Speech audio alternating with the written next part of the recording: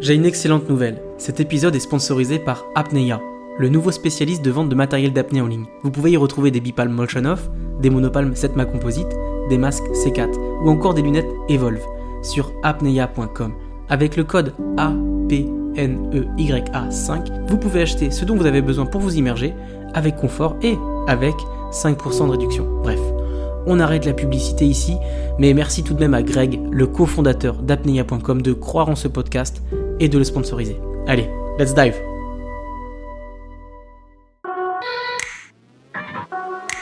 Bienvenue sur la Freediving Family, le podcast 100% apnée, 100% francophone. La Freediving Family, ce sont des interviews pour explorer les motivations, les peurs, les déclics et découvrir les parcours inspirants de nos femmes et nos hommes dauphins.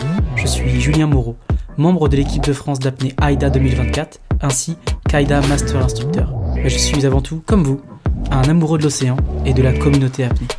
Depuis 2021, je parcours le monde, de Bora Bora au Blue Hole égyptien. Sur ma route, je tends le micro aux freedivers vivant leur rêve de grand bleu. Installez-vous confortablement et bonne écoute à vous. Mais avant, n'oubliez pas de vous abonner à la Freediving Family, le podcast 100% apnée. Cet épisode est aussi soutenu par l'école d'apnée Blue Addictions.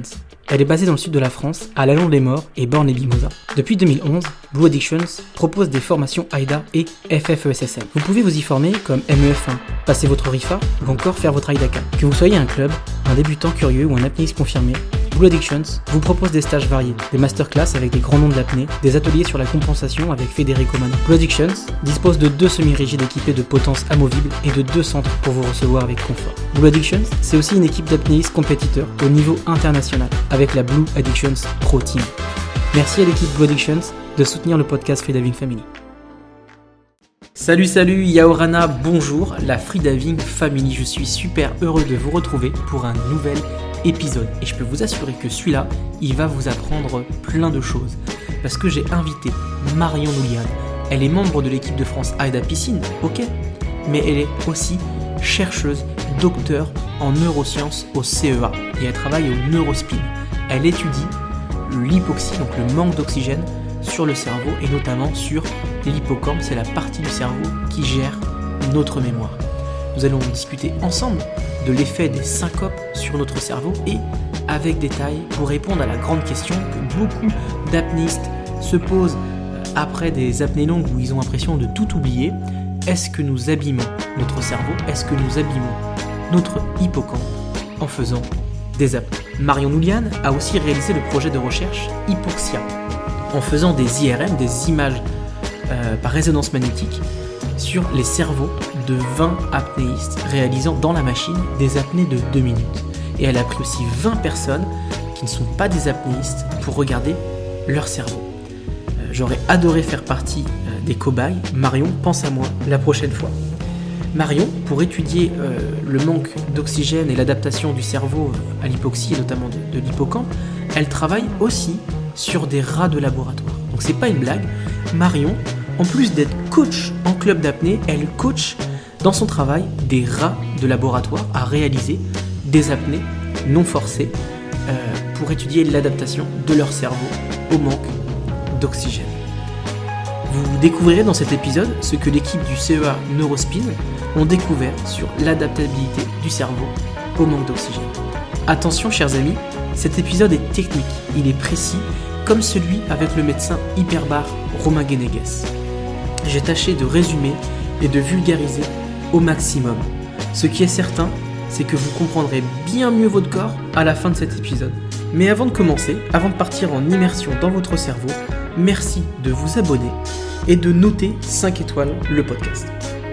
C'est hyper important que l'apnée passe devant le foot, le tennis ou encore le curling et la pétanque. Alors je compte sur vous et je compte sur vous aussi pour partager ce podcast, cet épisode, dans votre club d'apnée et même, si vous voulez, dans votre club de plongée bouteille. Bonne écoute à vous, les amoureux du Grand Bleu. Marion Noulian ou l'hippocampe pour meilleur ami, c'est sur la Freediving Family, le podcast 100% apnée, et ça commence maintenant. Salut Marion. Salut Julien. Ça me fait super plaisir de te recevoir sur la la Freediving Family, les gens demandent de plus en plus de médecins ou des gens qui font de la recherche sur l'apnée. Donc, je suis très heureux de te recevoir. Écoute, moi aussi, je suis très heureuse de participer à la Freediving Family et je tenais à te dire que c'était un très beau mouvement. Et j'ai remarqué l'ampleur qu'il avait eu et l'audience qui prend de plus en plus de monde. C'est vraiment, vraiment très sympa comme dynamique. Merci, c'est vrai que c'était un vrai besoin. Il n'y avait pas de podcast sur l'apnée. Maintenant, ça y est, il est là, il existe. C'est la Freediving Family. Marion, tu es docteur, chercheuse en neurosciences au CEA Neurospin, spécialiste de l'hippocampe. Donc, quand je dis l'hippocampe, on ne parle pas du petit animal trop mignon qui vit dans la mer, mais on parle de la partie du cerveau qui gère nos souvenirs. En plus d'être une chercheuse, tu es aussi une athlète en apnée. Tu as participé 3 fois au championnat du monde AIDA en piscine. Donc, tu as réussi à concilier tes deux passions et à faire la recherche en neurosciences et ce sujet sur l'apnée avec le projet qui s'appelle Hypoxia, qui est, si j'ai bien compris, c'est une étude qui étudie l'adaptabilité de l'hippocampe à l'hypoxie. Et tu utilises des IRM en faisant de la neuroimagerie multimodale chez des gens qui font de l'apnée et chez des gens qui n'en font pas. Et si j'ai bien compris, l'objectif du projet Hypoxia, c'est de trouver des pistes thérapeutiques pour aider par exemple les bébés souffrant d'hypoxie périnatale ou les personnes souffrant d'ictus amnésique, donc des gens qui sont incapables de former des nouveaux souvenirs. C'est bien ça? Écoute, tu as tout compris, Julien. Tu viens de résumer en 2 minutes, ce qui est parfois très difficile pour mes thésards de résumer aussi en 20 minutes. Donc, je te félicite, tu es embauché dans mon équipe. Eh ben merci. Marion, ma première question est très simple. Nous autres apnéistes, nous faisons de l'apnée, donc nous arrêtons de ventiler et naturellement, nous avançons petit à petit pas vers l'hypoxie. Est-ce qu'il y a un risque d'abîmer notre hippocampe et donc que nous perdions la mémoire? Écoute, c'est une question qui est assez complexe en fait. Je vais te raconter un petit peu brièvement, bien sûr, comment je me suis posé toutes ces questions. Effectivement, je travaille sur l'hippocampe depuis mon doctorat, donc ça fait quelques années. J'ai commencé à travailler sur l'hippocampe dans le cas des épilepsies qu'on dit du lobe temporal, c'est-à-dire la région où loge l'hippocampe dans le cerveau, où dans cette région-là, les neurones parfois sont trop excités et sont donc à la source de crises d'épilepsie. Et les symptômes en dehors des crises d'épilepsie que l'on connaît parfois où les personnes tombent, etc., c'est des troubles de la mémoire parce que les hippocampes dysfonctionnent. Et puis j'ai continué à étudier le rôle des hippocampes dans ce qu'on appelle la mémoire dite épisodique, dont tu as un petit peu parlé, c'est-à-dire la mémoire qui va nous suivre tout au long de notre vie, qui va nous permettre de garder des souvenirs contextualisés. Je précise bien pour pas qu'il y ait de confusion, en fait, dès maintenant, dans un contexte temporel et spatial, c'est-à-dire des souvenirs qui sont dans un lieu unique, dans un moment unique de notre vie, qu'on est capable en fait de récupérer avec de la reviviscence, la capacité de revivre un événement. C'est vraiment ça le rôle des hippocampes, de créer des associations. On a souvent l'exemple de la Madeleine de Proust, qui, quand on sent une odeur, peut aussi nous permettre de revivre un événement. Et cette région du cerveau va nous permettre de voyager mentalement dans le temps. Il y a pas mal de maladies qui peuvent être atteintes par les hippocampes, donc du coup les épilepsies, les hypoxies dont tu parlais donc à la naissance, un bébé par exemple qui va naître avec le cordon Qu'il qui va étrangle, c'est peut-être ça? exactement, et ça va créer ce qu'on appelle une hypoxie néonatale, où évidemment différentes régions du cerveau vont souffrir, et particulièrement les hippocampes. Et du coup, je m'intéressais déjà à toutes ces pathologies-là. Et puis, quand j'ai commencé l'apnée, je me suis dit, ouh là là, mais ça va être la catastrophe. Hmm. J'étais déjà nageuse, je faisais déjà beaucoup de foncier, donc pas mal de sport. Moi, j'ai vu que tu Et étais puis, triathlète aussi.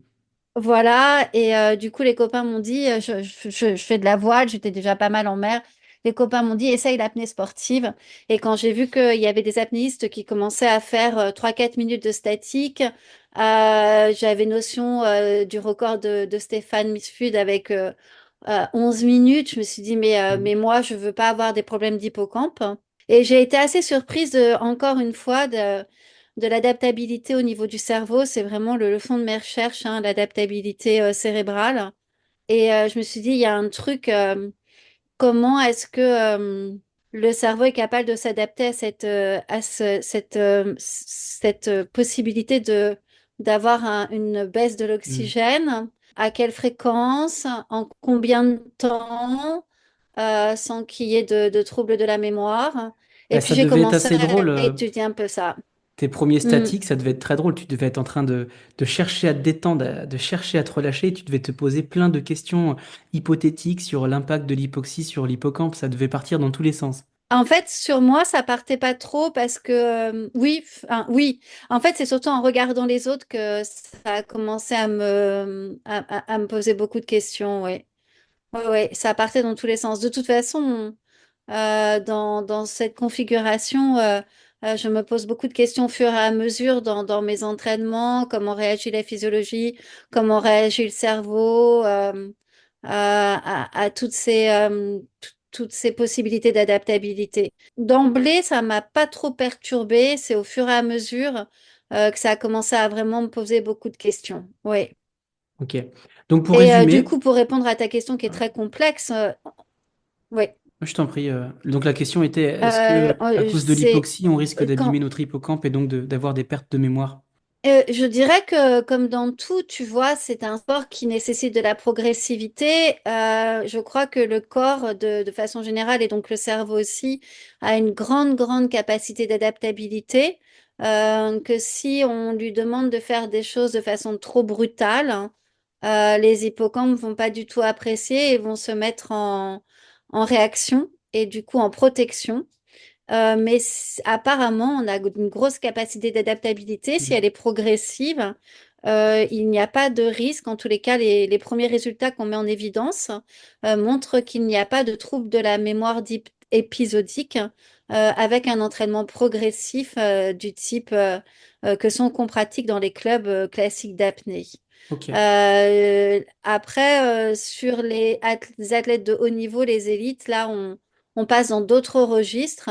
Et la grande difficulté pour répondre à cette question, c'est que bien souvent, si je reçois là des élites, tu vois, qui ont commencé l'apnée il y a 10, 15 ans, ou en moyenne, c'est un petit peu ça, ceux qui performent fort, j'ai pas le niveau de base de leur mémoire, et du coup, je sais pas comment ils sont à la base. Mhm.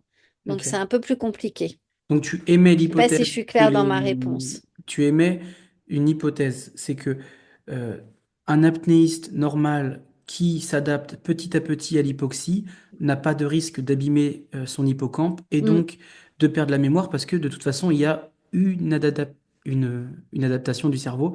Là je vais placer un mot, on va revenir dessus, c'est les astrocytes. Euh, mais tu émets aussi une hypothèse que les gens qui font des grosses perfs, donc je pense qu'on parle après 7 minutes, 8 minutes d'apnée statique, tu penses que peut-être il y a une perte de mémoire, mais tu ne peux pas le dire parce que tu n'as pas fait des IRM, on va dire, de leur cerveau avant. C'est bien ça? Alors, non, pour répondre à la première question, concernant, pour être bien clair, parce que c'est des questions qui taraudent un peu tout le monde. Pour être bien clair, sur la première question, à savoir des apnéistes qui vont s'entraîner dans des clubs de loisirs classiques comme il y a dans la majorité, avec une adaptabilité progressive, hein, avec des performances qui vont aller, si tu veux, au niveau régulière, 2, 3 fois par semaine, avec un encadrement classique, comme on voit dans les écoles d'apnée de loisirs. On a déjà vérifié, il n'y a pas de trouble de la mémoire dite épisodique, et il n'y a pas de problématique au niveau de la structure de l'hippocampe. Ça, c'est vérifié. Euh, Si c'est pratiqué dans une progressivité, il n'y a pas de trouble mis en évidence. Mm. La deuxième question concernant les élites, ce que je disais, c'est que c'est toujours très compliqué au niveau des sciences de ne pas avoir un point de départ.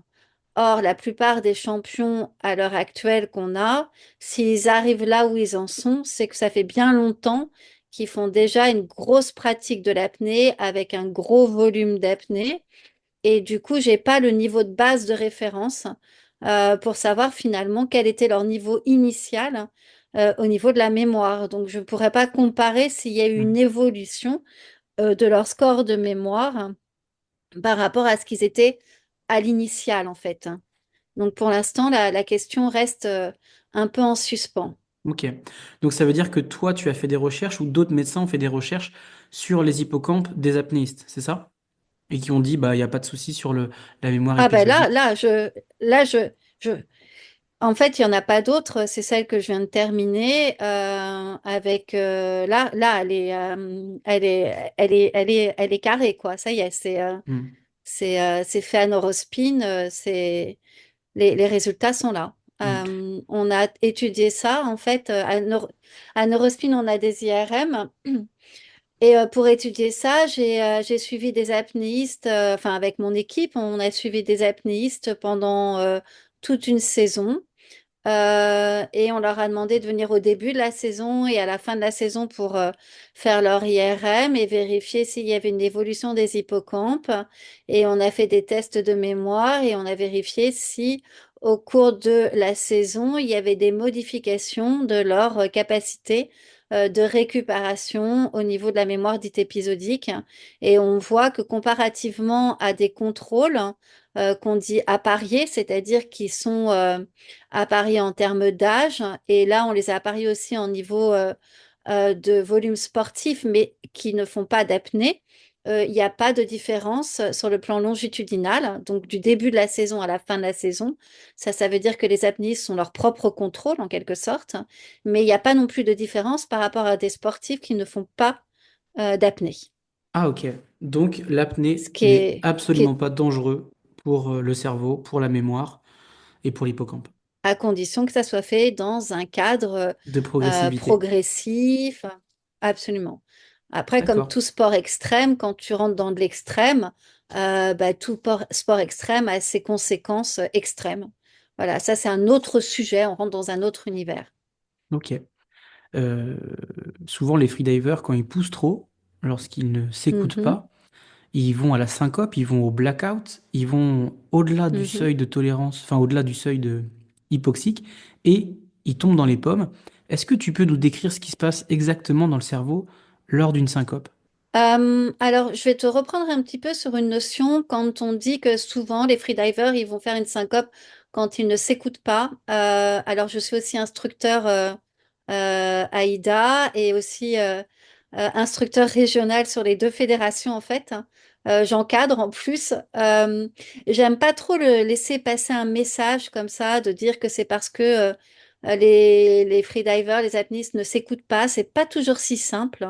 Hmm. Parce que on peut aussi avoir des seuils hypoxiques qui peuvent être brutaux ou peut-être un peu cachés, mais c'est pas pour autant que l'apnéiste ne s'écoute pas.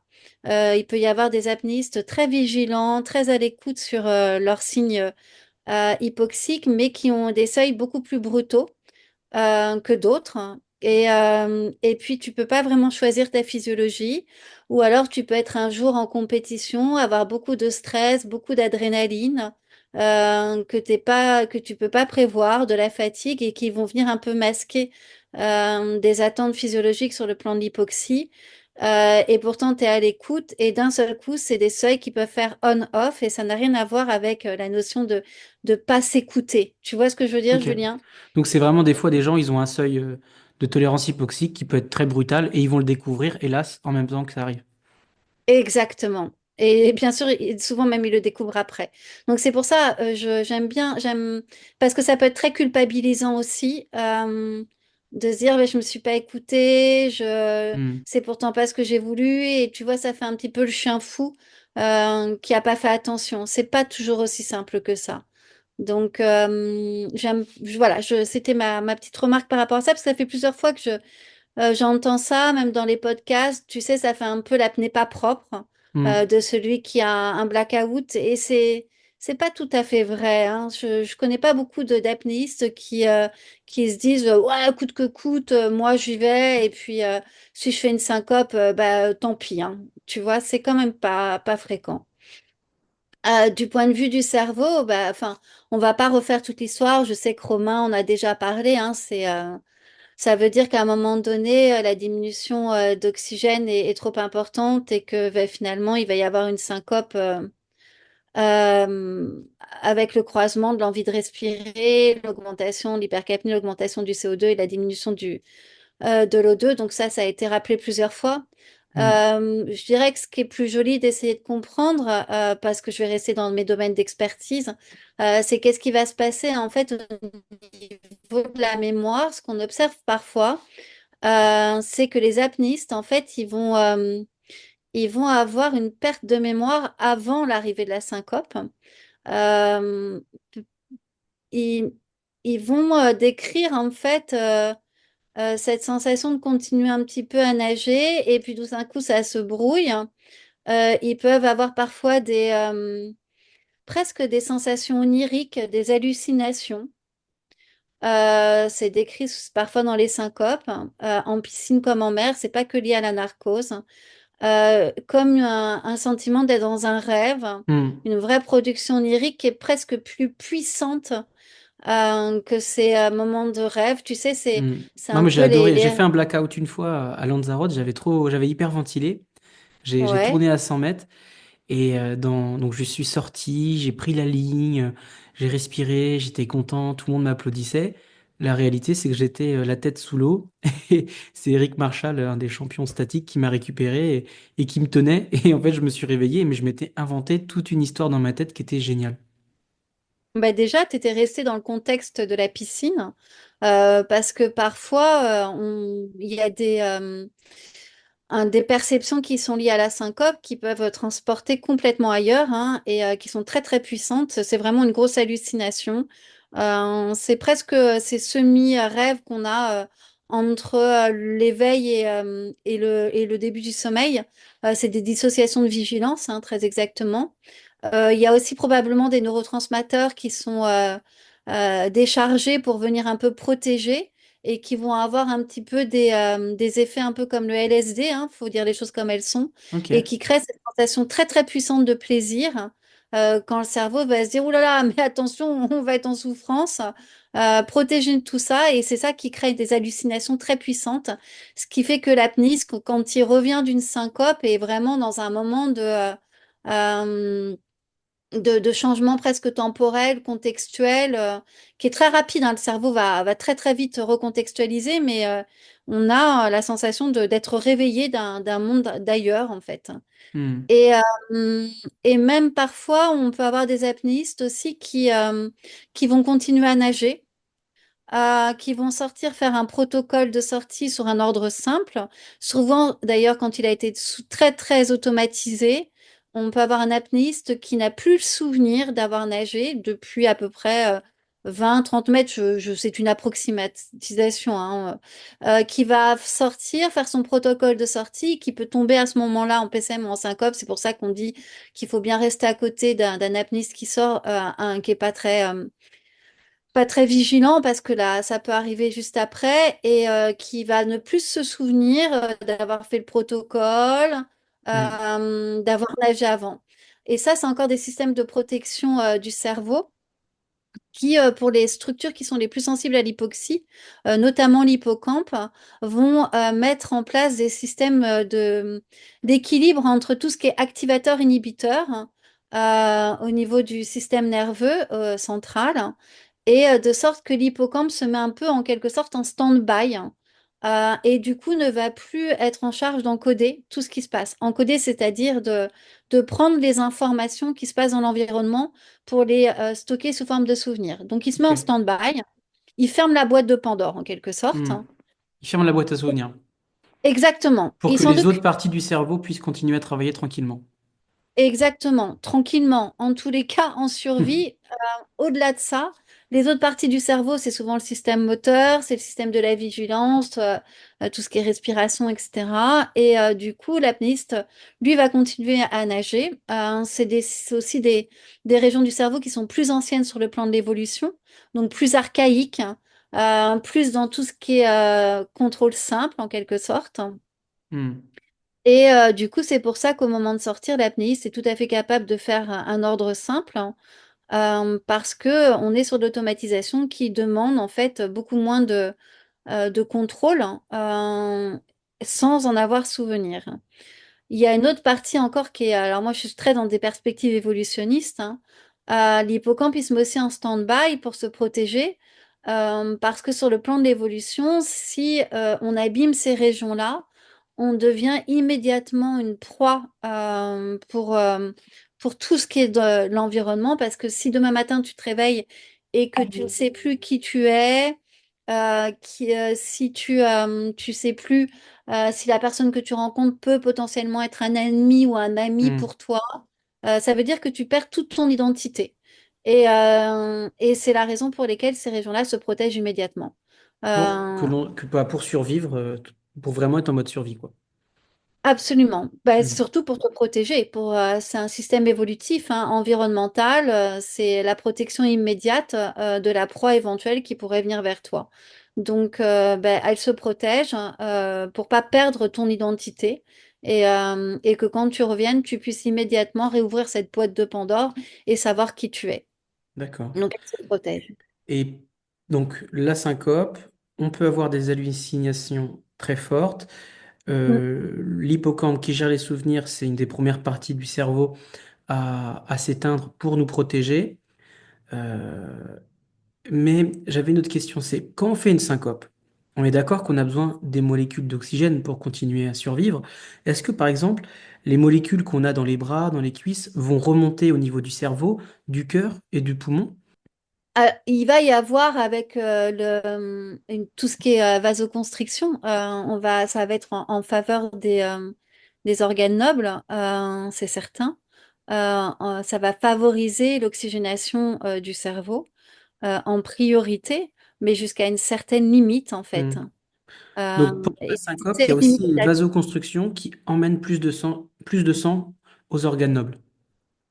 bah, en fait, la syncope, c'est la finalité de ce qui n'a pas pu être correctement acheminé, en quelque sorte.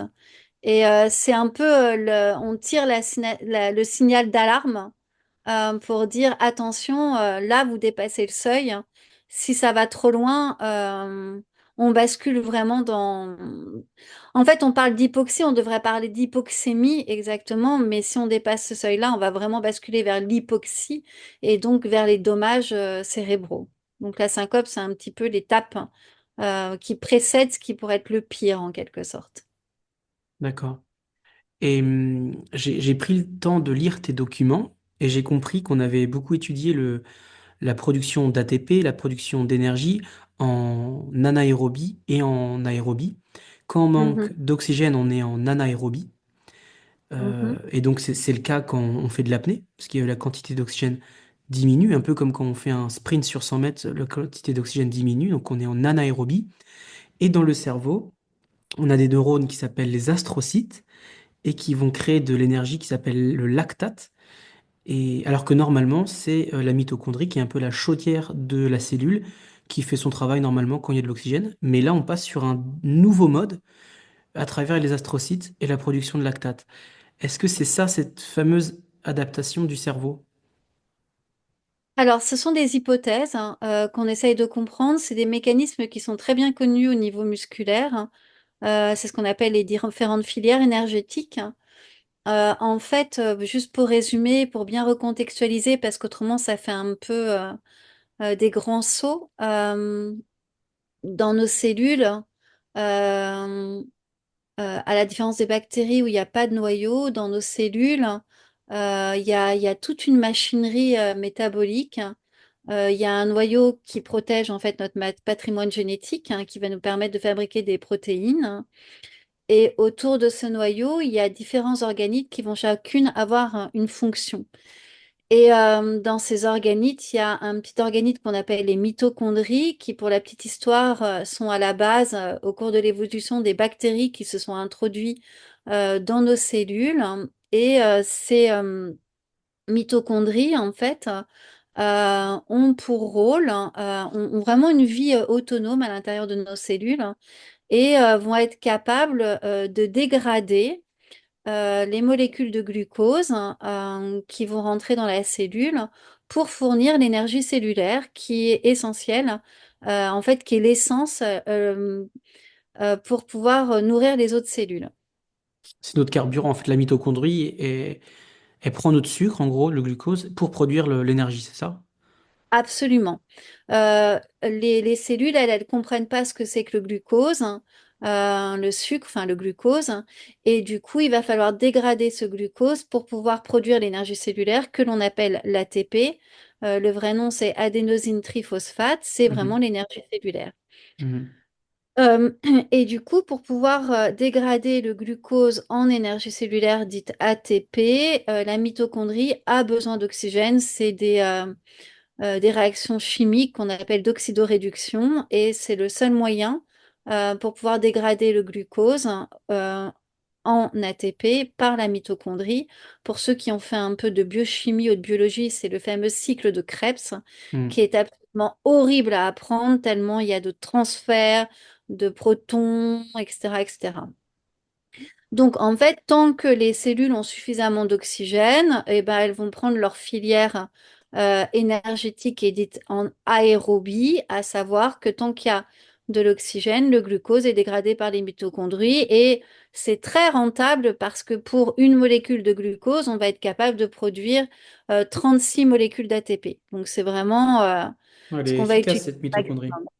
Elle est super efficace. Elle est Mhm. autonome dans nos cellules. C'est un vrai petit organisme magique.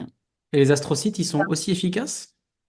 Alors, le problème, c'est quand on va plus avoir assez d'oxygène, les cellules vont pas rester comme ça à pas pouvoir produire d'ATP et du coup, on va passer sur une autre filière qui est la filière dite anaérobie et qu'on appelle aussi la glycolyse. Et à ce moment-là, on va faire intervenir effectivement le lactate dont tu parlais qui va aider à produire aussi une énergie cellulaire. Et dans le cerveau, il y a plusieurs types de cellules nerveuses. Il y a les neurones qui sont capables de produire leur énergie grâce aux mitochondries. Et il y a un autre type de population cellulaire qu'on appelle ces cellules gliales. Il y en a plusieurs. Et dans ces cellules gliales, il y a les astrocytes dont tu parles qui sont un autre type de cellules nerveuses, qui ont la particularité d'avoir leur forme de cellules en forme d'étoile. C'est pour ça qu'on les appelle astro pour étoile, cyte pour cellule. Et les astrocytes, en fait, ils vont avoir des prolongements autour dans leur forme qui ont des pieds, si tu veux. C'est comme les branches des étoiles. Et au bout de ces prolongements, ils ont des espèces de pieds qui font des ventouses sur les capillaires sanguins. C'est ce qu'on appelle la barrière hémato-encéphalique, si certains en ont déjà entendu parler. Et en fait, ils vont être capables de filtrer ce qui se passe du système sanguin vers tout ce qui est dans le cerveau. Donc, ils sont vraiment primordiaux pour ça. Et ils vont coopérer avec les neurones. Quand les neurones vont être en manque d'oxygène, ils vont plus être capables de produire leur propre énergie cellulaire. Ils vont être là pour coopérer avec les neurones et faire ce qu'on appelle une navette, en fait, pour leur donner du lactate et qu'ils puissent aussi produire leur énergie cellulaire. Donc, il y a une véritable coopération entre les neurones et les astrocytes. Dès qu'il y a un manque d'arrivée d'oxygène par les capillaires sanguins, à ce moment-là, les astrocytes viennent en, en, en, en, en navette, en fait, ils se couplent aux neurones pour pouvoir les aider pour produire l'énergie Mhm. cellulaire, pour pas que le cerveau soit en manque d'énergie Ok. cellulaire. Et les mitochondries, elles continuent de travailler un petit peu ou elles ont complètement arrêté? C'est les astrocytes qui produisent du lactate qui ont remplacé l'ATP ou c'est 50-50 ou... Alors, on ne sait pas exactement à quel moment, bon, si les mitochondries arrêtent de travailler complètement, c'est vraiment, vraiment qu'on est au bout Hmm. de l'arrêt d'oxygène. Donc, c'est qu'il y a quand même. En fait, il y a une hypothèse qui est, euh, comment dire, alternative, hein. Ce qu'on ne sait pas très bien, c'est si les astrocytes sont d'emblée là dès qu'il n'y a plus assez d'oxygène pour venir coopérer avec les neurones. Mais les neurones doivent aussi être capables de récupérer, tu sais, l'oxygène qui reste ambiant dans les tissus. Mhm. C'est ce qu'on est en train d'essayer de comprendre par une technique de neuroimagerie qu'on appelle l'IRM fonctionnel au repos. Euh, alors, je pourrais peut-être en dire deux mots pour qu'on comprenne, mais on essaye de voir si les neurones, en plus d'être aidés par les astrocytes, sont aussi capables de récupérer l'oxygène ambiant dans les tissus, pas seulement celui qui vient Des de la petits vaisseaux, quoi. circulation. Exactement. Ils doivent Mm. être capables en même temps de... On a beaucoup de systèmes de Mm. redondance, de protection avant d'arriver à ce qu'on appelle une lésion Mm. cérébrale. C'est-à-dire que Ce les qu'on appelle... neurones, ils sont capables de prendre l'oxygène et le lactate à travers les petits pieds des astrocytes, mais en plus dans l'environnement à côté où il y a des molécules d'oxygène qui se baladent. Absolument. Ils doivent être Mm. capables de récupérer ce qui est ambiant, ouais. On essaye de comprendre ça. D'accord, donc ça c'est encore un autre travail de recherche. Ah, c'est là, c'est le même, c'est le même. Ok. En fait, quand on fait de l'IRM, pour que ça soit bien clair, pour comprendre ce qu'on essaye pour y répondre, alors pourquoi l'IRM est un outil qui a été vraiment fantastique au niveau de la neurologie et des neurosciences? Il y a deux types d'IRM, enfin c'est toujours la même machine. Dans les années 80, on a vu apparaître l'IRM, donc c'est l'imagerie par résonance magnétique nucléaire. Dans les années 80, on voit apparaître l'IRM dite anatomique. Du coup, quand on est placé dans l'IRM, en fait, on est placé dans un champ magnétique et C'est pour ça qu'on on enlève tout ce qui est métal. absolument parce qu'il y a un gros aimant qui est mesuré en Mm. Tesla. Dans l'IRM anatomique, en fait, quand on est placé dans ce gros aimant, on va essayer de faire des photos du cerveau par le fait d'envoyer des ondes de radiofréquence. À l'intérieur du cerveau, il y a évidemment de l'eau, H2O. Et quand on fait de l'IRM anatomique, ce qu'on essaye de détecter, c'est les propriétés magnétiques de l'hydrogène, de l'atome d'hydrogène qui est magnétique en fait. Du coup, Ok. quand on est placé dans l'IRM, l'hydrogène en fait va se comporter comme une petite boussole. C'est pour ça on a l'appellation du spin. Et le champ magnétique de l'atome d'hydrogène va se mettre en fait dans le même champ magnétique que l'aimant de l'IRM. Donc il s'aligne en fait, hein, exactement comme une boussole va s'aligner sur le nord ou sur le sud en fonction de l'orientation. Et quand on est dans l'IRM et qu'on fait les acquisitions, peut-être que certaines personnes ont passé des IRM pour diverses raisons. Euh, on entend d'un seul coup des gros bruits, comme des bruits de cachalot d'ailleurs, ça fait des gros tac tac tac tac tac. C'est pour ça qu'on met des bouchons dans les oreilles. Ça veut dire qu'on envoie les ondes de radiofréquence. Et à ce moment-là, c'est un petit peu comme quand on cherche une fréquence sur la radio et qu'on essaye de se mettre sur l'antenne qui envoie l'onde de radiofréquence, comme la Tour Eiffel ou Donc là, on se met ça se sur fait les ondes de l'hydrogène. exactement. Et du Mm. coup, les atomes d'hydrogène vont se mettre à osciller sur la même fréquence. Donc, et au moment où Parce qu'ils ils sont oscillent magnétiques. exactement. Au moment où ils oscillent sur cette fréquence, en fait, ils vont donner de l'énergie. C'est pour ça que c'est de l'énergie nucléaire. Et ils vont donner de l'énergie, ils vont se mettre à osciller, osciller, osciller, comme un petit cubuto qui tourne, en fait. Et l'antenne de l'IRM récupère cette énergie. Et d'un seul coup, on arrête. Et à ce moment-là, ben, il restitue toute l'énergie et l'antenne de l'IRM récupère cette énergie. Et c'est ce qui va nous permettre de calculer à quel endroit il y a le maximum d'atomes d'hydrogène. C'est pour ça que quand on regarde un IRM, il y a une espèce de contraste de gris, blanc, Et une noir. accumulation d'hydrogène, ça veut dire quoi? C'est Donc une pas une zone grise. accumulation. Eh ben, en fait, dans le cerveau, il y a des cavités qui sont liées encore là à l'évolution, puisque les espèces les plus anciennes sur le plan de l'évolution n'ont pas de cerveau, elles ont une moelle épinière en fait. Et avec l'évolution, on va voir apparaître de plus en plus de tissus et donc l'apparition ce qu'on appelle le télencéphale, les deux hémisphères. Donc, on a, il y a un petit canal au milieu de la moelle épinière qui est Mhm. rempli d'un liquide qu'on appelle le liquide céphalorachidien. Et ensuite, va se développer les deux hémisphères avec l'évolution. On commence à le voir apparaître au niveau des oiseaux. Il y a deux petits hémisphères. Et puis, évidemment, chez les mammifères, on a deux gros. deux gros hémisphères, des gros télencéphales, mais les cavités restent. Et du coup, dans le cerveau, bah, il y a la petite cavité de la moelle épinière, puisque c'est tout le système nerveux central, hein. La moelle épinière, c'est le système Mhm. nerveux central. Cette cavité, la moelle épinière, va grossir au niveau des deux hémisphères. On appelle ça les ventricules cérébraux, qui sont remplis de liquide céphalorachidien. Donc, en fonction des acquisitions, soit le noir, c'est là où il y a le plus d'hydrogène, et donc c'est là où il y a le plus de liquide céphalorachidien, et plus on va être là où il y en a le moins de liquide, c'est-à-dire là où il y a le plus d'os, et plus ça va être blanc. Et on a un dégradé de contraste comme ça. Donc en fait, l'hydrogène montre le liquide céphalorachidien. Eh ben, il y a de l'hydrogène partout. Dans l'os aussi, Hmm. il y a de l'eau, hein. Bon, en Mais gros, il y a plus pour d'eau dans étudier le le liquide cerveau, on céphalorachidien. fait des imageries par résonance magnétique, ce qui permet Mhm. d'avoir des photos du cerveau. Et c'est là où tu peux comparer, par exemple, si l'hippocampe il a grossi, ou s'il est devenu plus petit, ou s'il a été abîmé. C'est bien ça? Absolument. Ça, c'est pour l'anatomie, hein. Absolument. Et quand on fait les volumes, par exemple, qu'on a pu vérifier là sur la dernière étude, parce qu'on a des techniques avec mon ancien thésard, on a mis en place avec de l'intelligence artificielle des techniques de volume des différentes régions de l'hippocampe. Ah, pour voir Euh, si il devient plus petit ou plus gros, quoi.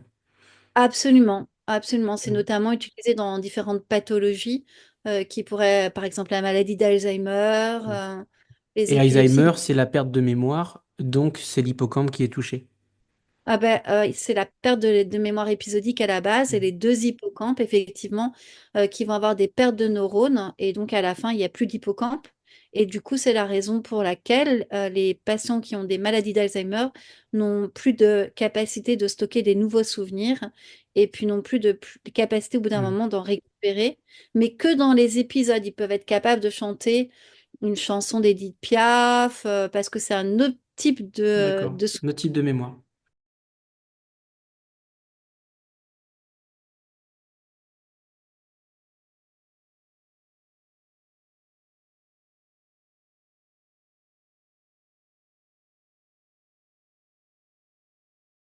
Du coup, si j'ai bien compris, Marion, on utilise donc l'IRM, l'imagerie par résonance magnétique, pour faire des photos du cerveau pour qu'il nous dévoile un peu ses secrets. Il y a deux types de d'IRM, c'est bien ça? Alors, il y a deux types d'IRM. Enfin, c'est toujours la même machine, mais on ne regarde pas la même chose. Pour faire des photos du cerveau, comme tu le disais, c'est-à-dire regarder l'anatomie du cerveau, par exemple, regarder si l'hippocampe a souffert et qu'il a perdu des neurones, s'il est devenu plus petit parce qu'il a souffert, on fait de l'IRM dite anatomique. Et là, on va s'intéresser aux molécules d'eau et plus particulièrement à l'hydrogène qui est magnétique. Donc, avec la technique d'IRM anatomique, on va pouvoir voir si on a plus ou moins d'hydrogène dans le cerveau. Et s'il y a un problème, on va voir différentes marques sur l'image, hein, parce qu'on est capable de recueillir la quantité d'hydrogène dans le cerveau grâce à l'IRM anatomique. En revanche, si on s'intéresse à l'activité cérébrale, on ne peut pas avec l'IRM recueillir l'activité neuronale en direct. Ça serait de l'électrophysiologie. Pour pouvoir s'intéresser à l'activité cérébrale dans l'IRM, on fait ce qu'on appelle de l'IRM dit fonctionnel, cette fois-ci, comment le cerveau fonctionne. Et là, en revanche, on va s'intéresser à un autre type d'atome qui est l'oxygène. Parce qu'au moment où l'oxygène quitte les capillaires sanguins, en fait, l'hémoglobine qui transporte l'oxygène, elle va devenir magnétique. Et Ah c'est ouais. comme ça qu'avec les manqués au niveau de l'IRM, on va pouvoir déceler à quel endroit il y a le plus de neurones qui consomment le plus d'oxygène, parce qu'on sait que plus le cerveau a des régions qui sont actives et plus elles vont consommer d'oxygène pour pouvoir Hmm. produire de l'énergie cellulaire. Et c'est comme ça qu'on détecte avec des analyses statistiques quelles sont les régions du cerveau qui consomment le plus d'oxygène et donc qui sont le plus actives. Voilà. Et donc Ok. Je suis content parce que j'ai vraiment compris tout ce que tu as dit sur cette dernière partie. bon, bah, tant mieux alors. Marion, Du j'avais coup, une autre question finalement, pour toi. ouais. C'est Mais pendant le... juste pour faire le lien, Julien, Ouais. par rapport à ce qu'on disait tout à l'heure sur les relations entre le neurone et les astrocytes, Mhm. c'est par ces techniques-là que l'étude là on a fini, on est en train de se poser les questions d'analyser, c'est comme ça qu'on va pouvoir essayer de répondre à la question si ce sont les neurones et les astrocytes qui coopèrent quand on fait faire des apnées dans l'IRM, en fait. Est-ce que ce sont les neurones et les astrocytes qui coopèrent? Parce qu'on va regarder quelles sont les régions du cerveau qui consomment le plus d'oxygène.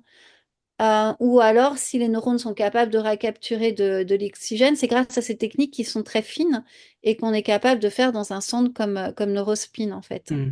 Puis Neurospin, vous avez un IRM qui est très puissant. Je crois que vous avez 11,7 Tesla. C'est un des plus puissants au monde, c'est bien, c'est ça? C'est le plus puissant au monde, C'est oui. le plus puissant au monde, ouais. Mm.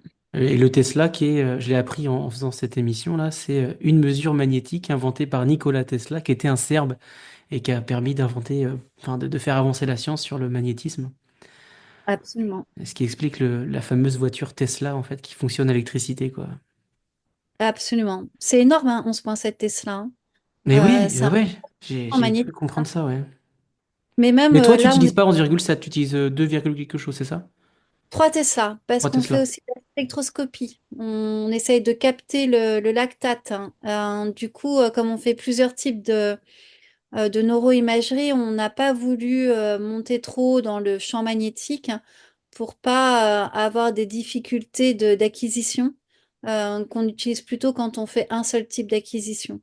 Ok. Et en plus, on était quand même à l'exploration parce que quand j'ai dit à Neurospin qu'on allait mettre des personnes même qui ont l'habitude de faire l'apnée, mais en apnée dans l'IRM, on m'a dit, oh quand même Marion, c'est pas un peu dangereux tout ce que tu nous demandes de faire, hein.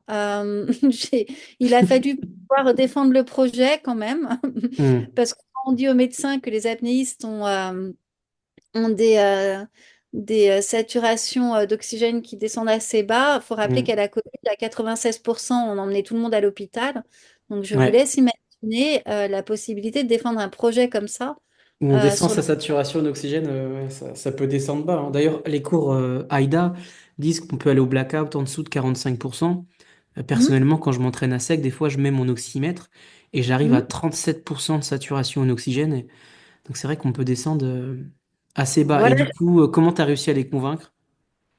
J'ai réussi à les convaincre en leur montrant justement des résultats d'entraînement d'apnée à sec où il n'y avait pas de syncope, hein, à l'issue de baisses comme ça de saturation en oxygène. Mais ça n'a pas été simple au début, hein. Ils ont tous dit, ouh là là, mais tu te rends compte, c'est très dangereux. C'est des médecins aussi avec moi, Hmm, donc il y a toujours un médecin investigateur, donc j'ai eu droit au comité d'éthique avec la protection la plus difficile, hein. Donc j'ai toujours des médecins qui sont là quand il y a toutes les IRM parce que pour eux, c'est considéré comme très dangereux. ouais. Et d'ailleurs, pour ton étude Hypoxia qui faisait des IRM sur des freedivers et des gens qui ne sont pas freedivers, combien d'apnéistes tu as analysé? Enfin, combien de cerveaux d'apnéistes tu as observé? On est à 20 et 20 en fait. Ok. Ça coûte très cher, hein, les IRM et les chercheurs doivent aller chercher des sous. Hmm, Donc c'est des projets qui coûtent cher. hmm. Et les apnéistes faisaient des apnées de combien? 2, 3, 4 minutes? Dans l'IRM, on leur a fait faire des séries de 2 minutes pour les caler avec les temps d'acquisition.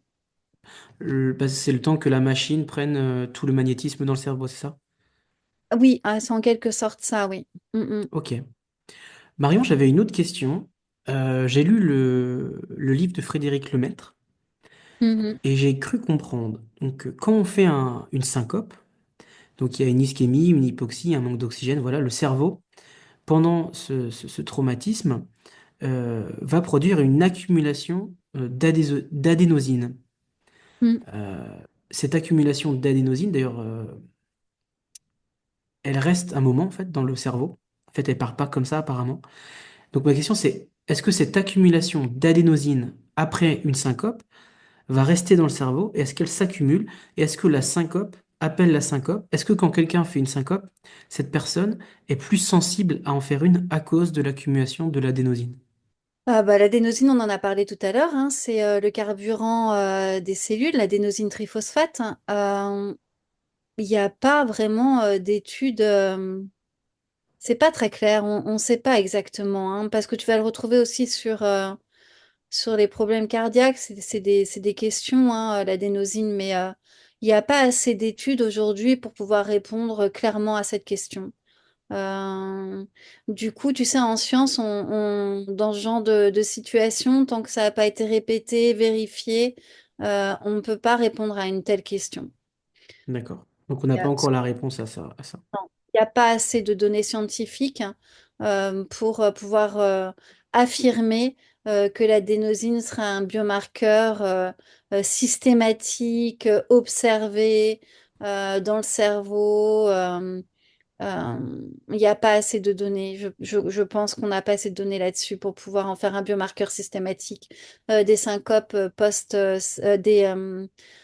des effets en post-syncope des apnéistes. Ok.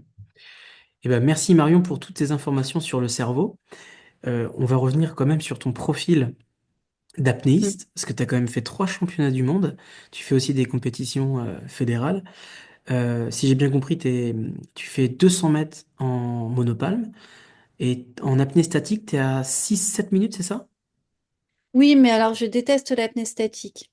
Ouais, J'ai plutôt un profil à la base d'apnée sans endurance aussi.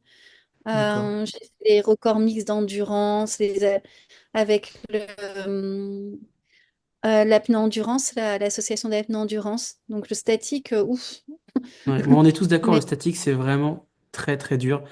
Et j'en ai fait ce matin et tu vois, je me suis arrêté à 4 minutes, j'avais trop la flemme de me battre, quoi. Ça coûte énormément au niveau du mental, hein. C'est vraiment dur. Et toi, tu fais combien? 7 minutes, c'est ça? là, ça fait bien longtemps que j'en ai pas refait. J'en refais un peu maintenant pour me détendre avant de partir en dynamique, hein. Donc oui, à l'époque, oui, sur les premiers, oui. Maintenant, je pourrais pas te dire, ça fait longtemps que je me suis pas posée en statique. Ok. Et toi, tu es spécialiste en monopalme. Tu fais pas d'apnée dynamique bipalme ou de dynamique no fins. Non, non, je fais pas du dynamique en CNF, en DNF non plus. Je suis vraiment en monopalme ou en palme, mais je fais pas de brasse. En fait, j'ai jamais aimé la brasse, donc ni en surface ni sous l'eau. Ok. Et comment se sont passés tes derniers championnats du monde AIDA? Alors, en bipalme, ça s'est bien passé. En monopalme, j'ai pas eu une très belle, pas une jolie performance, hein. T'as fait J'étais, 184 mètres, c'est ça? ouais, c'est ça. C'est énorme, hein? C'est quand même Écoute, beaucoup, hein. ouais, Là, dans le classement AIDA, ça fait que en dynamique, t'es la 8e française. Donc félicitations parce que 184, c'est oh, vraiment beaucoup, hein. Moi, je me suis arrêté à 108, hein. Et est-ce que ton expérience enfin, de chercheuse en neurosciences, ça a modifié ta manière de voir l'entraînement pour l'apnée dynamique? oui, oui, oui, je vais pas le cacher, oui. Euh, j'ai eu, d'abord, j'en discute avec les personnes qui m'entraînent. C'est toujours intéressant parce que on voit pas toujours les choses de la même façon. Euh, je me pose beaucoup de questions en fonction du profil des gens, si c'est des personnes qui ont fait du foncier, pas du foncier, à quel moment on déclenche la glycolyse. Tu vois, ça me pose pas des questions que pour moi Donc parce la que je glycolyse, suis. c'est quand on passe en anaérobie avec les fameux astrocytes qui fabriquent le lactate, c'est ça? Oui, mais au niveau des muscles aussi, t'as pas d'astrocytes, hein, dans les muscles, donc. Ouais. J'écoute beaucoup comme je suis aussi présidente d'un club et puis j'ai une particularité mais qui se développe de plus en plus. J'entraîne des juniors, hein, C'est depuis à maintenant la Galatée-Meudon, c'est ça, en Île-de-France? Aquamundo. Mon club s'appelle Aquamundo, D'accord. mais j'encadre aussi à Meudon, à Galatée. En fait, je me pose toujours des questions en fonction des profils des gens, de leur profil sportif, hein, euh, de ce qu'ils ressentent comme effet physiologique, hein. T'as des personnes qui vont avoir jamais mal aux jambes, qui ont pas de lactate. D'ailleurs, si on pouvait arrêter de dire acide lactique, ça me ferait plaisir, hein. Parce que Et c'est puis, pas de t'en as. l'acide lactique, c'est du lactate, c'est ça? Du coup, Oui, c'est le sur des lactate qui rend les jambes toutes dures? Oui, absolument. Et puis, t'en as d'autres qui vont en avoir très très tôt et du coup qui vont vraiment sentir leur signe hypoxique se mettre en place. Donc, je crois vraiment qu'il y a des profils différents en fonction des sports qu'on fait à côté. Euh, je vois qu'en ce moment, il y a de plus en plus d'apnéistes qui font de la muscu, par exemple, Hmm. euh, donc qui développent énormément de masse musculaire. Donc voilà, c'est plutôt dans ces questionnements que ma recherche en neurosciences va intervenir, hein. Et évidemment sur moi, puisque bah, je suis tout le temps en train d'appliquer sur moi les questions que je me pose. Ça, ça, c'est certain. Qu'est-ce que tu en penses, toi, de la prise de masse musculaire pour gagner en puissance? Parce que le fait d'avoir plus de muscles, on aurait tendance à penser qu'on va consommer plus d'oxygène, mais on est aussi plus puissant, donc on va plus vite, on peut être plus endurant. Enfin, pour ceux qui font de la muscu, est-ce que toi-même tu fais de la musculation? Par exemple, moi je coach et en ce moment je fais faire de l'endurance musculaire à mon élève pour qu'il gagne en efficacité sur la consommation d'oxygène. Alors déjà, je crois que c'est important de différencier les disciplines d'apnée. Je suis pas certaine que quelqu'un qui fasse du statique bénéficie d'une grosse masse musculaire. On est Rien d'accord. que de voir Florian Dagoury, quand il a fait ses 10 Mm. minutes au championnat du monde, il était affamé, Florian. Il attendait qu'une seule chose, c'est d'aller manger après sa performance, après les championnats, tellement il était affamé, il avait plus de muscles, il avait plus rien, hein. Donc, je pense qu'il faut différencier toutes les disciplines.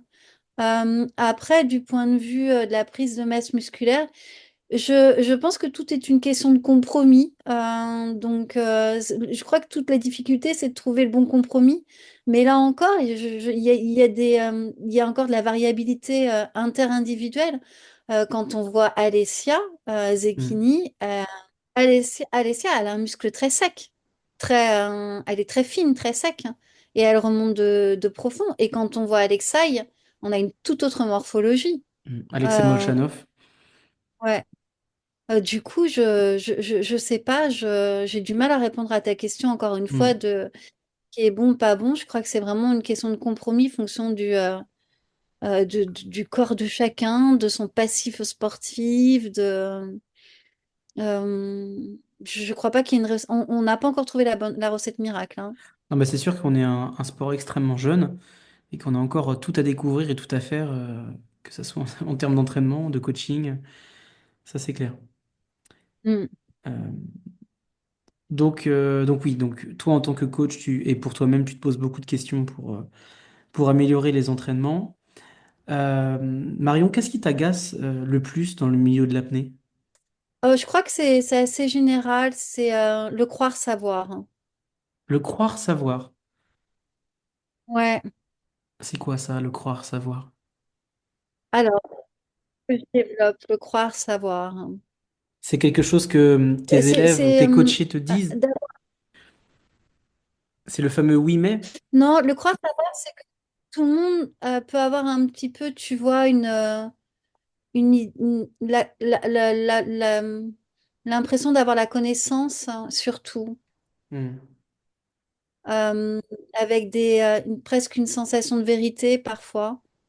Alors que c'est exactement, tu vois, ce que je te disais tout à l'heure. C'est pour ça que je me suis permise au niveau d'un apnéiste qui fait un Un syncope, blackout qui c'est aurait qu'il ne trop sait pas forcé, ouais. écouter. Hmm. Euh, voilà, et je fais toujours attention un peu aux raccourcis comme ça, et même avec les différents doctorants que j'ai, de toujours faire attention aux nuances, parce que le corps humain est complexe. Et c'est pas si simple que ça. Et ça demande quand même un certain nombre de connaissances. Et du coup, il faut pas être tout le temps à l'affirmatif ou du coup croire qu'on connaît. Je sais pas si je suis claire Ouais, mais par je suis rapport à d'accord avec ça. toi, mais des fois, quand Euh, on coach aussi, on a besoin d'être affirmatif pour rassurer l'élève. Ça, c'est de la pédagogie, c'est Hmm. encore différent. Ok, donc ce qui Donc t'agace le voilà, c'est plus dans le milieu pas de le l'apnée, croire ça serait savoir. le croire savoir et le fait que on n'ait pas assez de nuances. vis-à-vis des connaissances Oui, sur l'apnée. absolument. Oui, ah, ouais, ouais. J'avais une autre question. C'est une question que je commence à poser à toutes les femmes que j'interviewe. C'est l'influence des menstruations sur la performance. Avec Gaël Brousse, Mm. l'épisode de dimanche prochain, on parlait un peu de la phase lutéale, on parlait des règles, parce que elle a eu ses règles pendant sa performance et ça l'a pas empêché de faire des médailles au championnat du monde en apnée endurance. Est-ce que toi, Mhm. la menstruation, c'est quelque chose que tu prends en compte dans ta préparation? Euh, voilà, comment tu gères en tant qu'athlète ce sujet-là? Alors, ça ne m'a jamais dérangée. Je me suis jamais posé de questions, notamment dans tous les autres sports que j'ai fait en endurance. Et, euh, et parfois, je me suis quand même rendu compte sur les performances, par contre, les distances longues, pas en endurance, pas en rapide, hein. Rapide, rien à faire. Hmm. En revanche, parfois sur des performances d'hypoxie longue, je me suis rendu compte qu'en fonction de la phase de progestérone et d'oestrogène, Mhm. donc phase lutéale et ben, il n'y avait pas tout à fait le même impact. Je pense que ça modifie aussi le pH, hein. Hmm. Et du coup, ça modifie ben, l'acidité et le basique et du coup les performances en long. Je crois qu'il y a un impact plutôt sur le long. Je crois pas qu'il y ait particulièrement d'impact sur l'endurance ou le rapide, Ouais, en tout mais cas, je Gaël, crois que ça ça avait peut pas l'air de modifier la en fait. déranger sur le sprint, mais du coup, ça aurait un impact positif ou négatif? Bah, la phase lutéale, sûrement positif. Euh, Enfin, quelle étape t'as remarqué que c'était le plus positif ou négatif? Ah bah, c'est après l'ovulation. Après l'ovulation, Du coup, sur c'est la phase de la, bah, sur la phase de la progestérone en fait. hmm, quand on a les oestrogènes au top, c'est ça? Exactement. Ok. Ouais. Et donc des Ça oestrogènes fatigue. au top, ça ferait que ça modifie l'acidité du sang. Et ça veut dire Mm. quoi? Ça veut dire qu'on aurait Ça fatigue. une meilleure tolérance. Ah, ça fatigue, c'est ça? Ouais. Ça fatigue, je dirais. Je pense que ça pourrait fatiguer, oui. D'accord. Parce que ça bouge l'endomètre, parce que et du coup ça peut fatiguer. Je dis, est-ce qu'il faudrait essayer de caler ses entraînements en fonction de ça? Non, je crois pas, parce que tu choisis pas une date de compétition en fonction, donc il faut faire avec, hein. Hmm. Mais en revanche, ce qui est important de prendre en compte, et parfois on l'oublie, c'est que quand on s'entraîne et qu'on fait pas une bonne performance à ses entraînements, parfois on se dit ouais, c'est la cata, j'ai pas le mental, ou alors je voudrais expliquer ça comme ça. Non, en fait, c'est la physiologie qui se met juste en place. Et on peut avoir un très bon mental, on peut avoir fait tout ce qu'il faut. Ben, et c'est la physiologie qui est là. Et ça, ben, on peut rien y faire. Enfin, Hmm. un pic de LH ou un pic C'est quoi le LH? d'oestrogène, ça arrive tel jour. C'est le lutéal, hein, Ah oui, ok. l'hormone pour et ben c'est là, c'est comme ça, et puis c'est tout, quoi. Ça doit arriver là, et puis c'est tout. Ça n'a rien à voir avec le reste. Ouais, c'est vrai que ça peut être frustrant. Là, Et je crois que parfois, quand je plongeais avec une amie là hier et c'était ses règles et elle plongeait sur 30 mètres et c'était hyper dur alors que d'habitude elle va 100 voix à 50 et, elle était en train de se Mm. flageller. C'est Donc, ça. Et tu vois, ça, je trouve ça parfois, il faut aussi accepter la physiologie plutôt que se dire j'ai pas le mental, j'y arriverai hmm, pas. Ben non, en fait, c'est la physiologie, elle suit son rythme, elle a son calendrier à elle, et ça n'a rien à voir avec tout un travail qu'on peut faire par ailleurs. ok. Davantage de Et bienveillance ça, c'est pas pour encore soi. pris en- Mm. C'est pas encore beaucoup pris en compte, c'est tout à fait juste, ça commence à arriver parce qu'il y a eu une grosse étude qui a été faite au niveau de l'INSEP, qui a un peu débroussaillé tout ça et pris en compte. Ça commence à être pris en considération. Marion, j'avais une autre question un peu drôle pour toi. Donc, tu as étudié le manque d'oxygène, l'hypoxie sur le cerveau des humains. Mais est-ce que avant de mettre des humains en apnée à sec dans des IRM, tu as travaillé sur des rats? Je travaille toujours, hein. Comme je suis neuroscientifique, alors je suis aussi neuropsychologue, mais je suis aussi neuroscientifique fondamentale, hein. Et je fais aussi une étude chez les rats. En fait, ça me permet de descendre au niveau cellulaire, ce que on peut évidemment pas faire chez l'homme, pour justement faire du comptage d'astrocytes, du comptage de neurones, hein.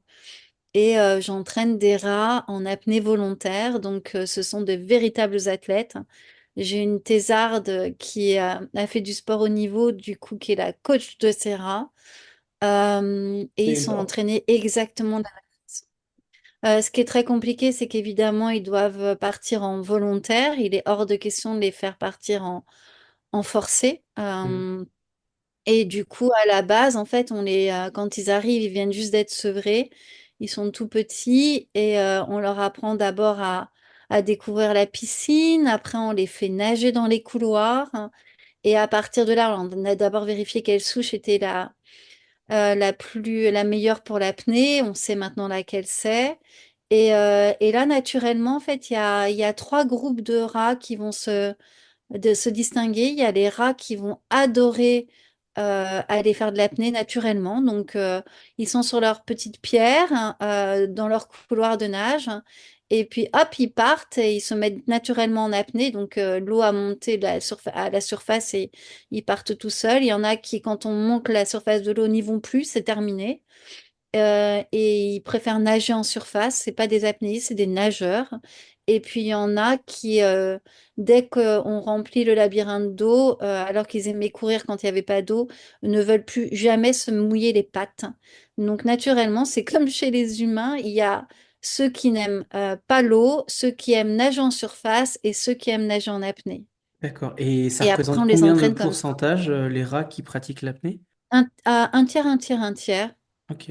Vraiment, sur un groupe, on a naturellement trois groupes. Mais ceux qui aiment faire de l'apnée, après, quand on les entraîne, du coup, on les entraîne d'abord sur des petites distances. Ils font de l'hypercapnie en quelque sorte. Ouais. Tolérance au Enfin, CO2. après, je leur mets des temps. Absolument, je les entraîne de la même façon. Et puis après, on les emmène sur des longues, longues distances. Là, la plus longue, c'est 12 mètres. Et ils C'est continuent. génial. T'es coach Alors, en par contre, club. c'est un peu plus... T'es coach en club pour Ouais, des... Et t'es coach en rat, quoi. absolument. Sauf que ce qui est plus dur avec les rats, c'est que si ils sont en surentraînement parce qu'on a raté quelque chose, on ne peut pas leur faire de prépa mentale. On peut éventuellement leur mettre un petit bout de spéculoos, hein, à la sortie ou quelque chose qu'ils adorent pour qu'ils se disent, bah quand même, faire 12 mètres, ça vaut le coup d'un petit bout de spéculoos, hein. Mais quand ils en ont marre, ils veulent plus y aller. Et là, ça devient plus compliqué parce que quand ils veulent plus, ils veulent plus. Mais pour l'instant, ça va, on arrive à bien les gérer. Et Ok. puis ils s'amusent, franchement, ils s'amusent. Donc, tu analyses le cerveau des humains, tu travailles avec des rats qui font de l'apnée, il y en a qui nagent, il y en a qui font pas d'apnée.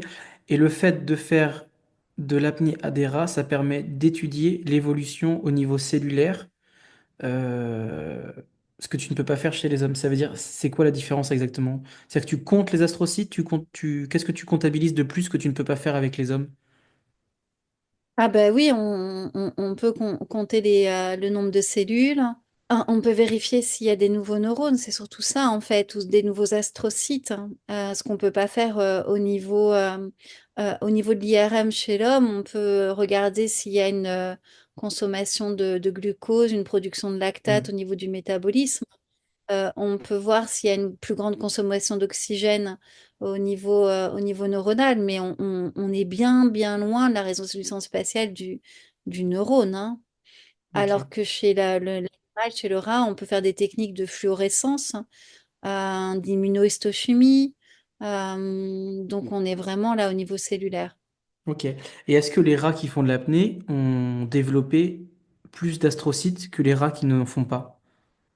Rendez-vous dans quelques temps. On est en train de travailler ça avec l'autre doctorante. Ok. Ça veut dire qu'on peut peut-être faire la supposition que les humains qui pratiquent l'apnée ont entraîné leur cerveau, leur cerveau, donc les astrocytes, à, à mieux créer du lactate. Ça pourrait être une des suppositions? Ça pourrait être une des suppositions, tout à fait. Ou alors, est-ce que l'apnée va favoriser la multiplication du nombre d'astrocytes, hein, pour venir coopérer avec les neurones?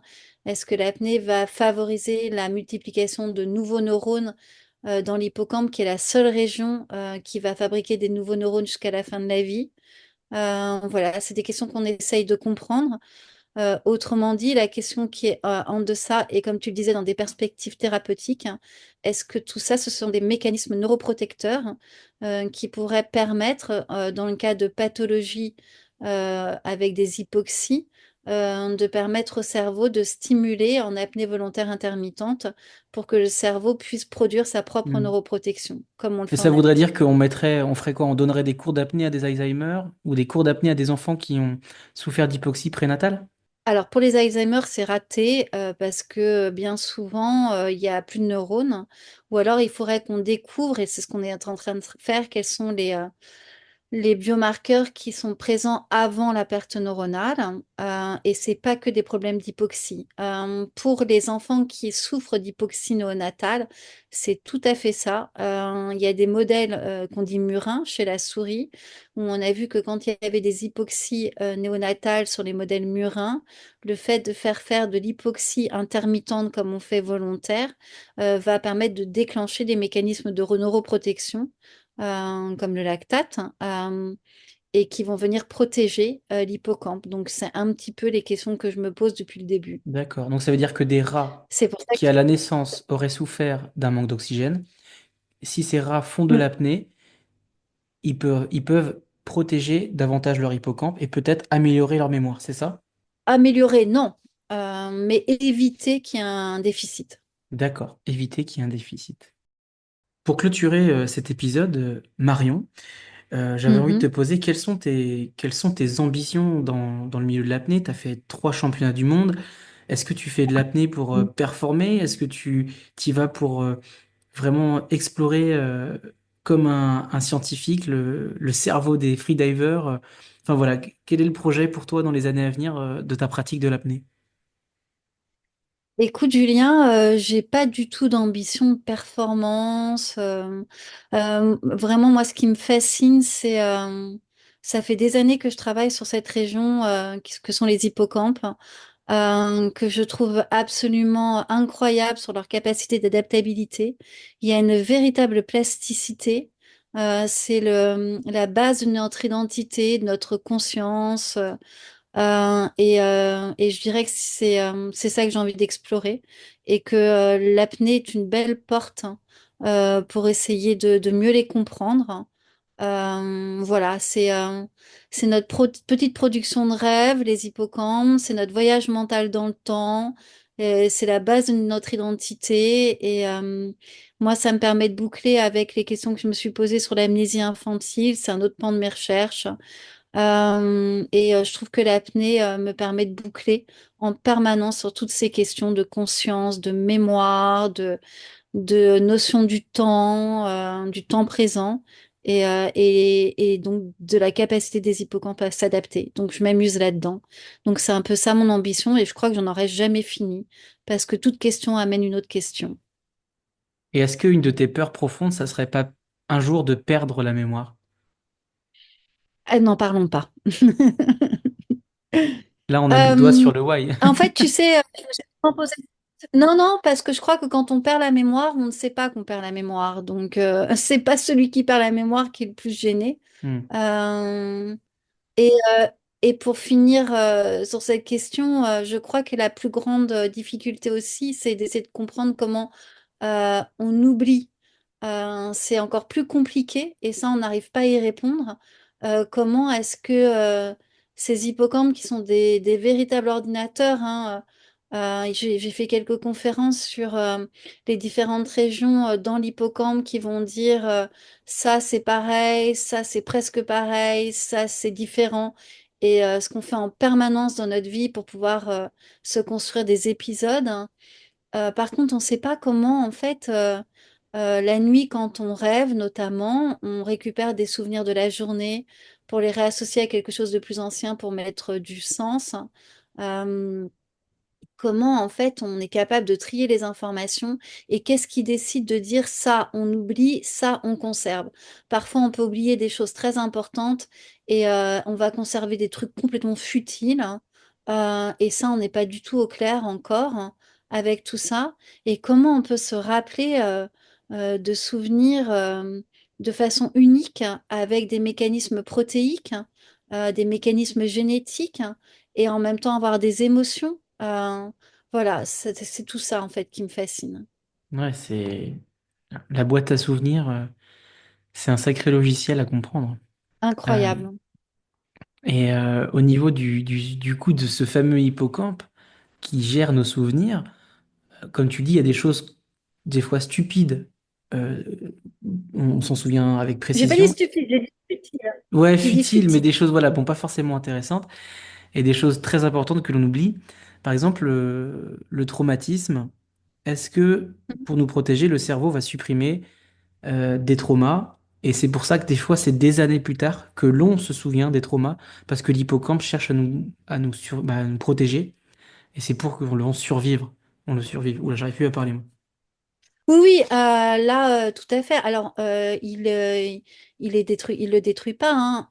C'est les circuits qui mettent en place au moment du stockage quand il y a des stress post-traumatiques qui sont trop importants. Il y a des mécanismes de neuroprotection, là encore, qui se mettent en place de telle sorte qu'en fait, il n'y ait plus un chemin d'accès pour récupérer le souvenir parce que ça a généré sur le moment de l'épisode un tel stress qui mettrait le système en danger. Qu'il est mis de côté et on le récupère plus. Alors ça peut être récupéré parfois pendant la nuit, c'est ce que décrivent les personnes en stress post-traumatique. Ou alors il y a des situations de vigilance en permanence.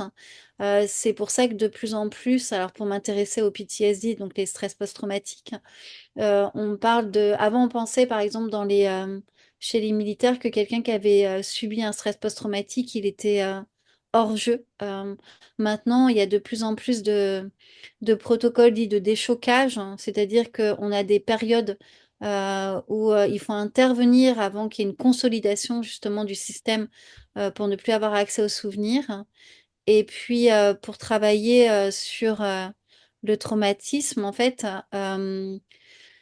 Il y a la possibilité de récupérer des souvenirs traumatiques, mais ça doit être absolument encadré. Et l'idée, c'est de faire revivre un traumatisme de telle sorte que progressivement, le cerveau comprenne que quand il le revit, il peut le revivre dans un nouveau contexte où il n'est plus en danger. Et Ah, ça doit vraiment être accompagné par des professionnels. Et au-delà, en fait, des techniques d'hypnose, alors il y a aussi de plus en plus, une perte de mots avec la plante, la, yur- Ayurveda? la- Ah, euh, et- l'ayahuasca, non, le, ouais, oui, la anglais. plante Ça qui est fait extrêmement revenir. forte au Brésil, par exemple. L'ayahuasca. Là, exactement. Et ça, en fait, ça débloque, c'est des antagonistes des mécanismes de neuroprotection qui bloquent un peu la récupération des souvenirs traumatiques. Donc ça aussi, il faut que ça soit un peu accompagné parce que il y a des souvenirs traumatiques qui sont bien cachés et s'ils sont levés sans accompagnement, ça peut parfois Mm. être très puissant. Donc vraiment, que tout soit encadré, accompagné, parce que le cerveau se protège en fait. Mm. J'avais une question un petit peu plus personnelle. Par exemple, moi, j'ai Mhm. aucun souvenir de mes 0 à 8 ans. Et je me dis, mais c'est énorme. Est-ce que c'est normal? Alors Il- là, Non, alors 0,8 ans, ça fait une grande plage, mais Bah ouais, moi, j'ai euh, l'impression d'être né au CM2, quoi. non, mais je pense que si on travaillait un petit peu, on arriverait à retrouver des souvenirs, mais ce qui est certain, alors j'ai fait pas mal de travaux dessus avec deux doctorants. Euh, on a la période d'amnésie infantile de 0 à 3, 4 ans, où là, en fait, l'hippocampe n'est pas assez mature pour stocker les souvenirs. Donc ça, c'est tout à fait normal. Donc on va avoir des souvenirs dits sémantiques, c'est l'acquisition du langage, des souvenirs moteurs, procéduraux, faire du vélo, etc., etc. Mais à cette époque-là, en fait, les hippocampes, eux, ne sont pas assez matures et ils sont pas assez connectés avec le reste du cerveau pour stocker des souvenirs dits épisodiques dans leur contexte temporel et spatial. Et au-delà de ça, c'est une grande période où il y a beaucoup, beaucoup de nouveaux neurones. Et en quelque sorte, il n'y a pas assez de neurones qui deviennent avec suffisamment de maturité pour consolider les souvenirs. Donc c'est un petit peu comme si c'était un turnover permanent, où à chaque fois qu'on fait un nouvel apprentissage, il y en a un qui vient remplacer le précédent, un qui vient remplacer le précédent. Et petit à petit, comme on vit des expériences qui se ressemblent, on va pouvoir consolider un type d'expérience. Et les premiers souvenirs épisodiques vont apparaître avec la scolarisation, parce qu'il y a des rituels qui se mettent en place, des neurones qui deviennent suffisamment matures et vont apparaître vers 5, 6, 7 ans même, hein. Donc, c'est pas très étonnant ce que tu dis. Les Hmm. gens qui disent qu'ils ont des souvenirs plus précoces, bien souvent, il y a des confusions avec des photos qu'ils ont vues, Ouais. des récits qu'on leur a racontés, et ça fait des télescopages, en fait. Et ils n'ont pas vraiment ce sentiment de reviviscence que l'on appelle le souvenir dit vraiment épisodique. Ouais. Le souvenir Donc, créé par l'hippocampe, quoi. C'est, en fait, on ah, s'invente un récit à travers la ouais. parole des parents ou à travers les photos familiales. Absolument. On Hmm. peut avoir deux, trois souvenirs plus tôt, mais sont quand même très, très rares. Donc tout va bien, Julien. Ok, bah je suis extrêmement rassuré, Marion. Mm. J'avais quand même une autre question pour toi. Désolé, hein, on continue, mais j'ai trop de questions. Avec mes élèves, je leur fais créer un protocole de relaxation ventilatoire. Donc, je leur fais Mhm. par exemple respirer 3 minutes en carré, en rectangle, en pyramide, pyramide inversée, longue expiration. Et à côté, je regarde le BPM, le cœur, là où est-ce qu'il bat au plus bas, au plus haut, le rythme cardiaque moyen. On discute du meilleur type de ventilation possible pour qu'ils se sentent détendus. Est-ce Mhm. que si un freediver, tout au long de sa vie, il a le même type de ventilation de relaxation, on va créer une forme de message direct dans l'hippocampe qui va dire, ça y est, il fait ce type de ventilation, maintenant on va se détendre parce que derrière on va partir en apnée. Alors là, tu poses une autre question. En fait, ce dont tu parles, c'est des associations qui se deviennent presque pavloviennes. Ça, l'hippocampe, il s'intéresse pas trop au pavlovien. Alors c'est quoi le C'est-à-dire, pavlovien? alors le pavlovien, c'est le chien de Pavlov, où en fait, un stimulus conditionné. Tu sais, le chien de Pavlov, en fait, au début, il devait associer une cloche et on lui amenait sa gamelle. Et du coup, il salivait. Hmm, Et puis après, bah, on n'avait plus qu'à sonner la cloche et il se mettait à saliver, même sans le stimulus conditionné étant la gamelle. Du coup, toi, ce que tu dis, c'est qu'en se mettant dans un système de relaxation, après, l'hippocampe va se dire, ah, c'est bon, on se relaxe. Euh, alors, en fait, c'est que du mécanisme associatif, hein. Euh, et c'est au-delà de l'hippocampe, c'est une loi qui est la loi de base de tous les apprentissages qu'on appelle la loi de Hebb, qui dit que quand un neurone A est souvent connecté à un neurone B, le système nerveux est capable de potentialiser ce système et d'avant, quand A se connecte pour la première fois à B, il lui envoie plein d'informations. Et si tu répètes tout le temps les mêmes réseaux, les mêmes types de comportements, après A a juste besoin d'envoyer un tout petit signal à B pour obtenir la même réponse. C'est ça, hein, la plasticité neuronale à la base, hein. Et c'est pour ça qu'on a tendance à répéter les mêmes gestes quand on veut consolider quelque chose. Et donc, toi, tu dis un état de relaxation. En fait, tu crées des circuits neuronaux. hmm. Ouais, d'avoir un Et codage ventilatoire pour que tout soit très simple pour le corps qui connaisse déjà tous les chemins et qu'on exactement. consomme moins d'oxygène, que ça soit plus facile pour le cerveau, pour le corps. Et ça, c'est la base de tous les apprentissages. Et tout sportif sait que pour pouvoir acquérir un geste technique, il va devoir répéter, répéter, Hmm, répéter, répéter pour créer justement ces réseaux neuronaux, ces circuits qui vont devenir de plus en plus performants et de temps en temps faire quelque chose de différent pour mettre un peu la panique dans ces réseaux et créer quelque chose de nouveau pour le corps, hein, mais que ces circuits soient suffisamment consolidés pour qu'il reste une base quoi qu'il arrive. hmm. Et ça, C'est c'est super. valable. Ouais. Ça s'appelle Ah, ça a coupé, Marion. Tu disais, ça s'appelle?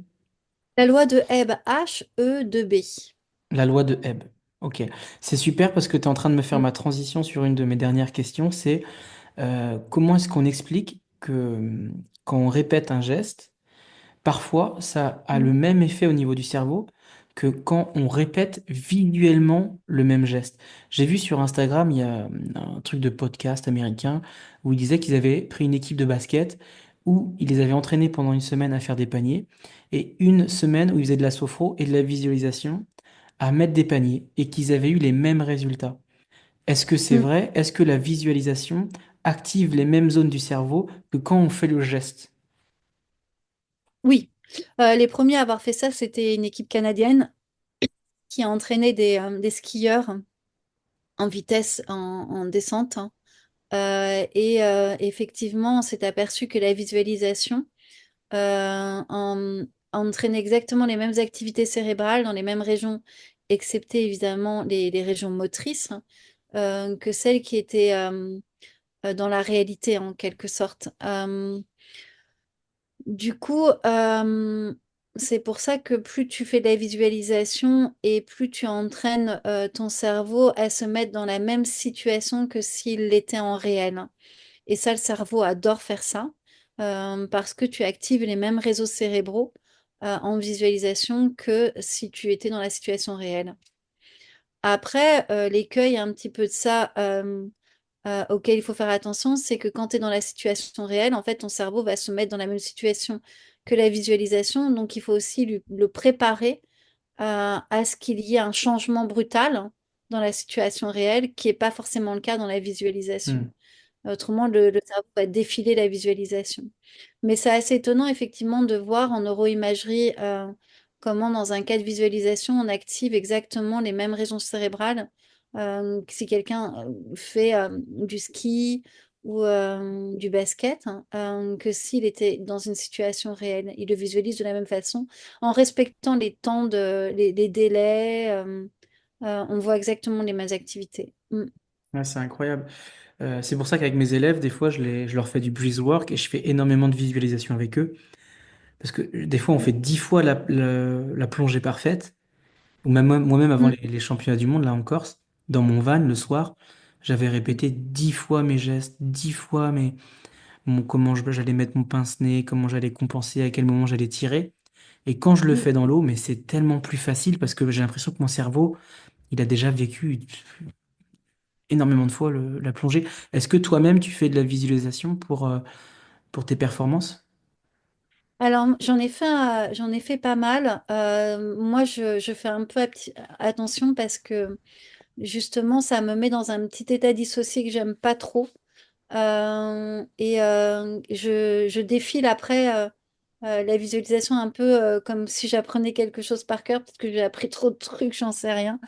Et du coup, je reste complètement un peu trop focus sur ma visualisation. Et, euh, et du coup, comme j'ai des seuils hypoxiques qui sont très brutaux, il faut vraiment, moi, que je sois très attentive à ma technique, à ma proprioception et pas trop m'écarter euh, de, de vraiment ce que je ressens en proprioception. Et la visualisation, parfois, m'emmène trop dans ce à quoi je pourrais m'attendre. Et si ça se passe pas exactement comme ce à quoi je pourrais m'attendre, je peux rester sur la ligne droite de la visualisation. Hmm. Et, euh, et c'est ce qui peut se passer en auto-hypnose hein, chez certaines personnes qui vont rentrer un peu dans un état dissocié.